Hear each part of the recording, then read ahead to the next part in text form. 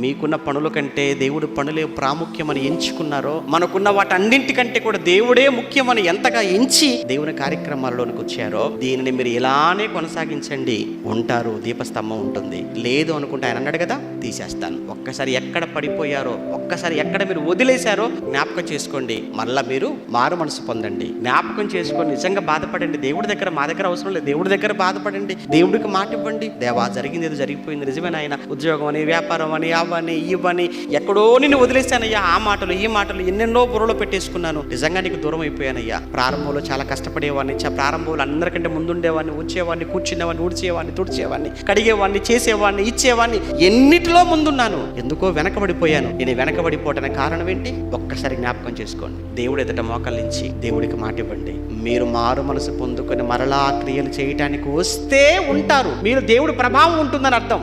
లేకపోతే ఏమన్నాడు? తీసేస్తా.